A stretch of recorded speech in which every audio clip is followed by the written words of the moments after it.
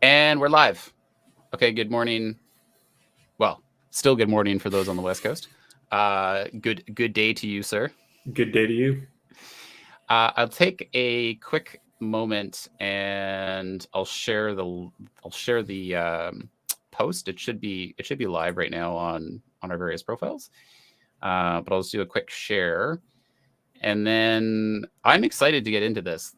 Excited is maybe the wrong word, because I think this is actually not a good situation that we're finding ourselves in. But let's try and stay positive. We'll find the good and or humorous in the situation. I mean, that's all you can do in this job most days. Keep a smile. Okay. Yeah. All right. So we just posted there. So I've seen a couple of big news. I mean, the topic of cybersecurity insurance seems to have been within, top of mind and in the zeitgeist here for the last couple of weeks. Would love your take on a couple of issues. So recently, last week, I saw that Lloyd's of London has put out some. I'm not sure if they called it a recommendation necessarily, but it was, we'll say, guidance that cybersecurity breaches, which are caused by nation states, may not be covered. And so this is equivalent to or similar to, an act of war, for instance, being a pretty common reason why coverage wouldn't be given to a business. So, what's your take on this? Yeah. They basically have carved out exemptions in their cybersecurity policy. And it's not just like direct attacks, it's also like any sort of retaliatory attack. So if you happen to get caught in the crossfire of some nation state cyber bombing, and Lloyd's is your insurer, then tough luck. They don't have to help you in any way. In the language, they specifically call out exemptions around China, France, Japan, Russia, UK, and the US, which are all really like the nations that go at each other hard when it comes to this. Interestingly, I didn't see Iran on there. But if Iran was specifically coming after you, then that would also qualify as nation state. So again, tough. What's my take on this? I mean, they're just trying to manage losses, right? There's been these huge events that have happened where cyber insurance is being called upon, and the payouts around either be it ransomware, which I think we're going to talk a little bit about later, or around operational costs to conduct massive amounts of forensics and harden networks post incident, and then also offset the business operations losses, because you generally don't carry enough like general business interruption insurance to cover off like what could be a 2 to 3 week to 6 week event, depending on how bad things get. Plus, they may also balk at paying that general interruption or general liability insurance in the event of a ransom or cyber attack. So specifically what Lloyd's is trying to do here is trying to avoid these massive payouts. If you look at like Colonial or something like that, right, that you shut a pipeline down for X number of hours even, and the costs are huge, right? Never mind weeks. So I can see where they're coming from, but at the same time, this is very broad reaching. And the way that they've written it as such, I think it's going to exempt them from helping a lot of people who might need help. So I think that it's challenging, because you buy insurance and you say, look, if something really goes bad, well, at least I have insurance. And now it's seeming like, well, maybe that insurance isn't necessarily going to cover you. There was a second item that popped up. It was earlier this week. So Canadian Intelligence released a bulletin specifically around ransomware. And one of the items that caught my eye in it was that they've been very blunt in saying that nation states will use or leverage crime groups, cyber crime groups, to conduct cyber operations on behalf of the nation state. So there were a couple examples here given. Evil Corp, was the one that they cited here. as working on behalf of Russian intelligence services since at least 2017. And so what this means in effect is that even if a corporation gets targeted by one of these cybercrime groups, it's possible that you'll have a nation state behind the scenes who's sort of pulling the strings. Now, this is not new, correct? I mean, we've seen this happening for quite a while. Yeah, I mean, you just have to look at like Lazarus Group, which is really North Korean state actors, right? Conducting ransomware. I mean, that was filling North Korean coffers and also siphoning off intellectual property. And I guess like when it comes to ransomware, depending on the nature of the actor and their behavior, you kind of have that dual benefit, right? There's going to be some sort of cash payout that, you know, the organized crime group wants. But if they also go and exfiltrate a lot of valuable intellectual property from a network at the same time and pass that off to state sponsors, then that probably allows you to operate with some impunity in that region because they get the benefits of whatever that intellectual property was. So what we're seeing now then is that cybercrime groups are acting on behalf of nation states, and if this recommendation from Lloyd's or if this guidance from Lloyd's actually gets widespread, cyber insurance will not cover a lot of this ransomware. So as a business, what do you do? Invest in better backup strategies because you've never been able as a business to outsource risk, right?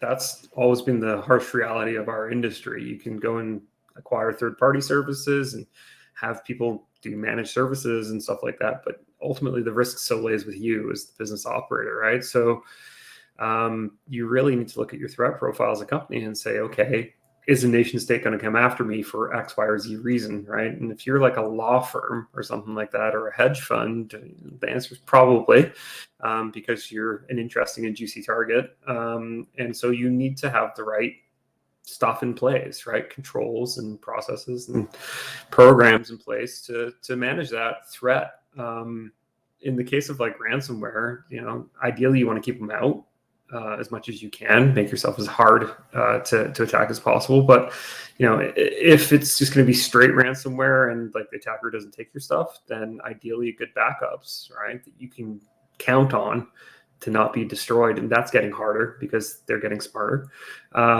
is really where I would invest my efforts.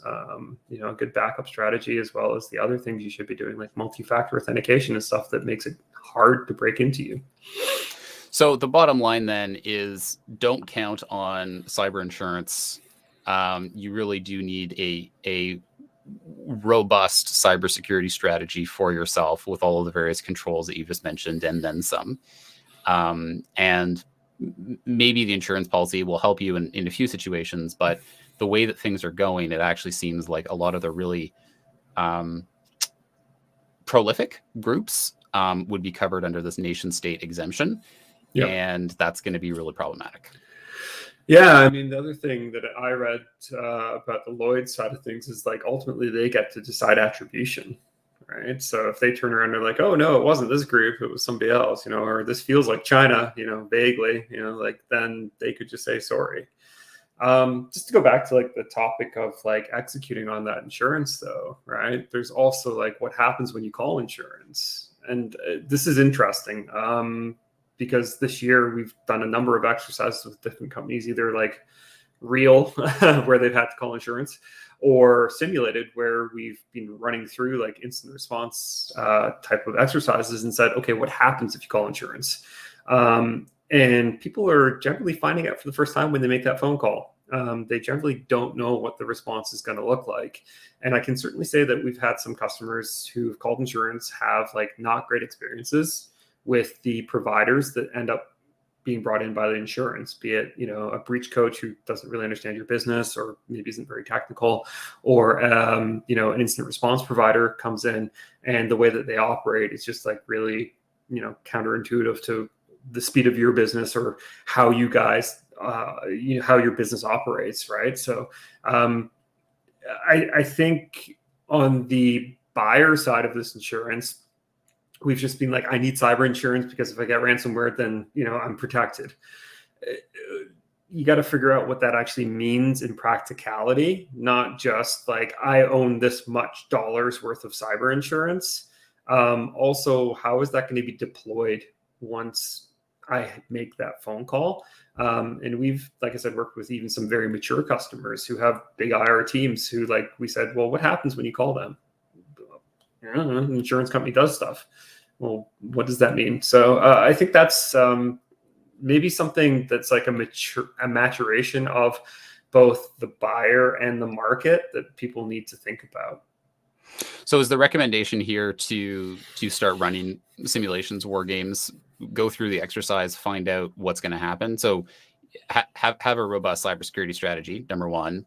Plus, if you do count on or if you have cyber insurance, actually go through and test it. I mean, the same way that you were saying, test backups, right? Test your insurance policy and see what happens. Yeah. Yeah, absolutely. I don't think you should be afraid to call your insurance provider and say, hey, we're doing a simulation here. If we were to call you right now, who would we be talking to? What would the SLA be around that? And then from there, who do they call and deploy? Because ultimately, it's not the insurance company themselves that does the work. They have partnerships with third-party companies that provide incident response services and breach coaches and law firms, right? And those will not be your law firm and your service provider, right? It'll be other companies that you potentially don't know. So you want to understand what that's going to mean downstream for you, because you're going to have to consume that and work with those people for usually a period of weeks. So going back to this ransomware bulletin from Canadian Intelligence, so some of the other data points here, in October 2019, Canadian insurance company paid out 1.3 million CAD to recover 20 servers and 1,000 workstations. So 1.3 million to recover 1,000 workstations. And actually, I mean, that seems fairly cheap.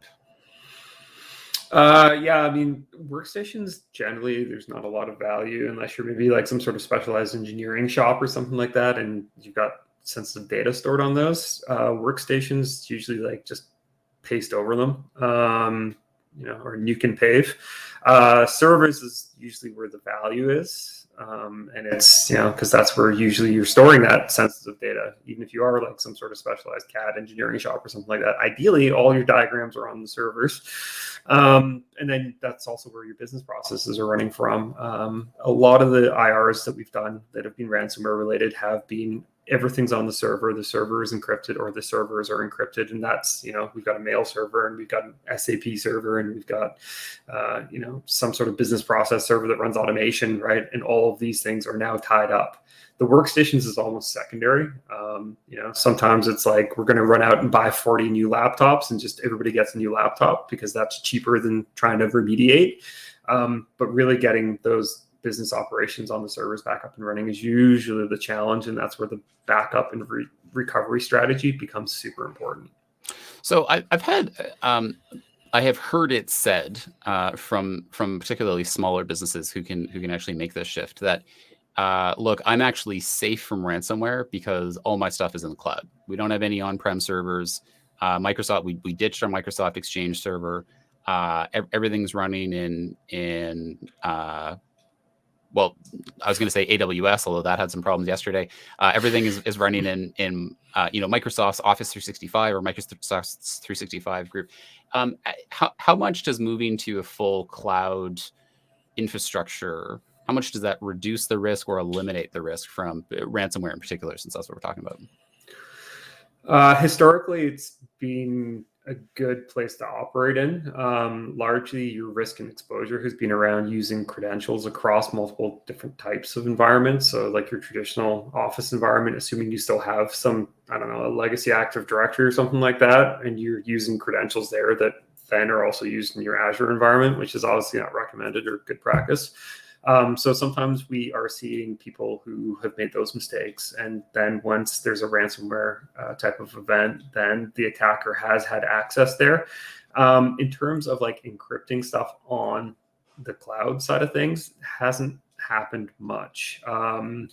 What you might get is somebody who's got like data stored in like an S3 bucket or something like that, and an attacker's gotten access to that bucket, and they could potentially encrypt that. But by and large, we're not seeing that. We are aware, though, that attackers are obviously cognizant of this. there's enough legacy businesses out there to keep them busy for a long time. But as they're running into more of these cloud-centric environments, they're changing their behavior. We have seen more ransomware variants that specifically will target Linux servers.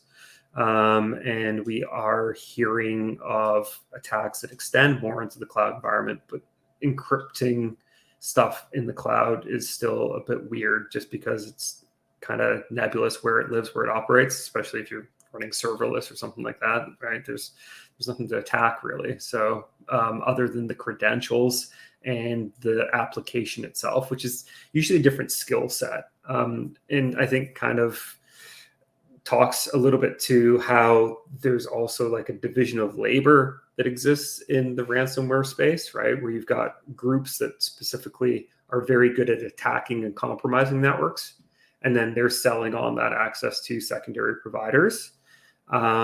Those groups are not, the secondary provider, the ransomware as a service guy, usually isn't technically inclined enough to go and encrypt stuff that's in the cloud. It's just not their wheel space. It's usually like a low-hanging Windows environment that's going to feel the most pain. So TLDR kind of takeaway here, moving to the cloud can actually increase your security.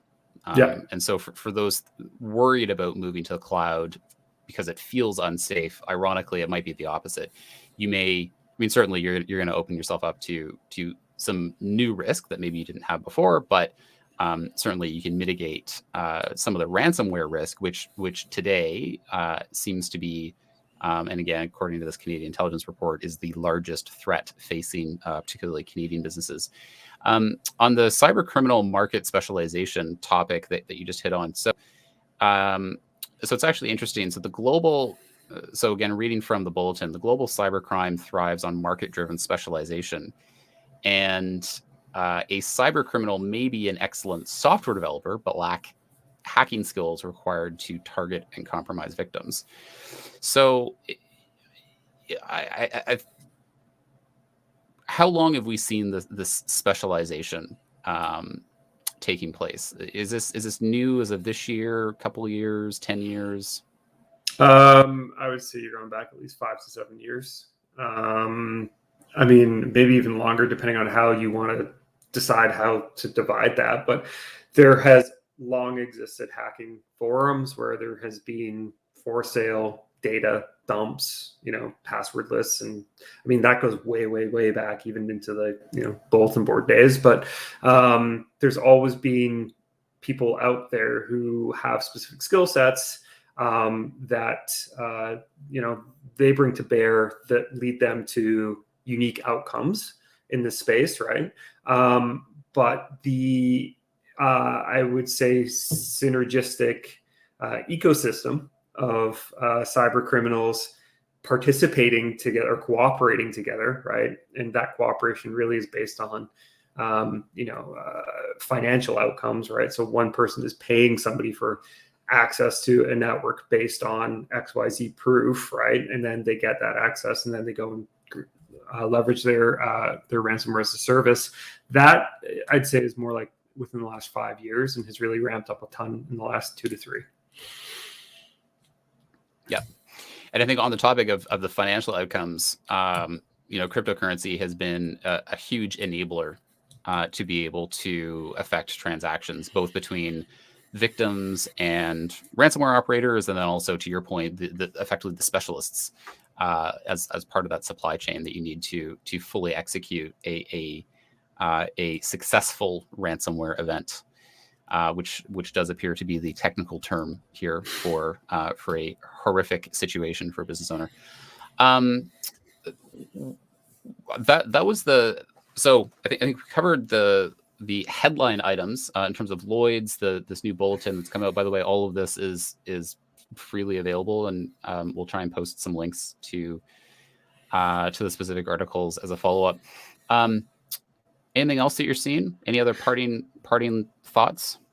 Well, just to go back, and you call that specifically the ransomware, and I'm hearing some people in some circles starting to say like ransomware is maybe not the right term or the appropriate term anymore. It's more of extortion, and it's not always there's not always an encryption element. True story is, Friday evening phone call, which I get and love, was an organization had been attacked. The attacker had their data, certainly had access to the network to the point where they could have launched a ransomware attack, but didn't. They just took the data. And now that data is for sale on a dark web forum or a site run by the attack group. And the reality is you can pay them or they can dump your data, and they will dump your data, right? We know that about this particular attack group. And so, there was no ransomware there, but it follows all of the same mechanisms. The NC3, the National Cyber Center here in Canada, just released a great playbook on ransomware events. And really, you can follow that, like kind of the step-by-step guide. And ultimately, you get down to like where the execution of the attack happens. And it does call out like exfiltration of data, but then also like locking up systems, or destructive elements. And if you just cut those two off, you've got the exact same playbook, right? The attacker just chooses here not to launch the ransomware payload, whereas some do, right? You got some that basically kind of double dip you, where they want you to pay to unlock, and they also want you to pay to not release the data that they've exfiltrated as well.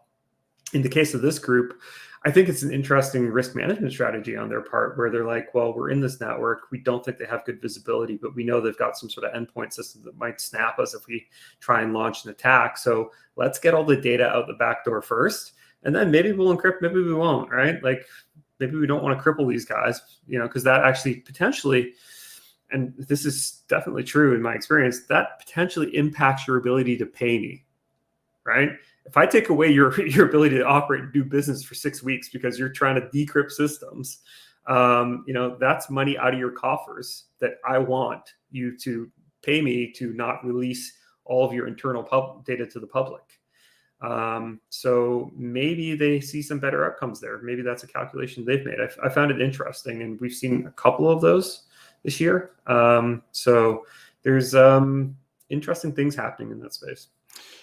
I think it's a good point. I mean, the ransomware component of an attack is certainly one of the, if not the most obvious when it happens, because like, boom, everybody is locked out in some cases. But you're right. I mean, the monetization of attacks can take multiple forms. I mean, to your earlier point, it could simply be, hey, we have access, and then we're now going to sell that access to somebody else. Okay, boom. So that's a valuable moment. The second is, hey, maybe we have theft of data. Maybe it's a small amount of high value data, or maybe it's more wholesale data. Okay, great. That is a valuable moment to the attacker. Maybe there is some sort of encryption or other locking of data / systems, which can also create value. Or, I mean, the thing that we don't talk about as often right now is just botnets. Maybe we can use the systems themselves to execute further downstream attacks. And by the way, you can rent those botnets. You can rent those systems. And so that's also a valuable moment. Or to your point, maybe it's all of the above, right? And the business only kind of recognizes it at the last stage where it's like, oh, everything's locked. But we've had all of these other things that have taken place as well. So you're right. Is that a ransomware attack if there is no ransom demanded to unlock systems? Maybe not. I mean, it's still a bad day. Yeah, it's straight up extortion, right? They're still demanding payment for the non-release and deletion of that data, and how much you can trust that deletion, who knows? I can't remember who it was, so I definitely want to attribute this saying to somebody else. Somebody else called it out as like triple extortion. Going back to what you said there, so there's the theft of the data and the demand for ransom there. There's the encryption of the systems. And then some attack groups have also been seen to deploy Bitcoin miners or other crypto miners into the networks that they've attacked as well too. So they're leveraging your resources as well, and you're not able to like recover those systems because they're so screwed up at the time. So they can cripple your network as well because all your resources are running at 100%, mining Monero for them while you're trying to get them paid to get this malware out of your network. So I think that's an interesting scenario as well too. Absolutely. So how do people get a hold of you if it does happen to be, I mean, it's Wednesday, but let's fast forward 2 days. It's Friday night. My systems are locked. How do we call you, Mr. Paterson? Yeah, there's a phone number on the website. It's super handy. You can call that number. But yeah, Cycura.com. Reach out to me on LinkedIn. Always happy to meet new people. Prefer to meet you before you've had this type of event so we can help you. But yeah, I'm easy to reach and always happy to say hello. Sounds good. If we don't do another one of these before Christmas, Merry Christmas, my friend. Happy holidays. Thank you to you too, and I hope you and the team have a great end of the year and a really strong start to 2022. Likewise. We'll catch you later. Bye, everyone.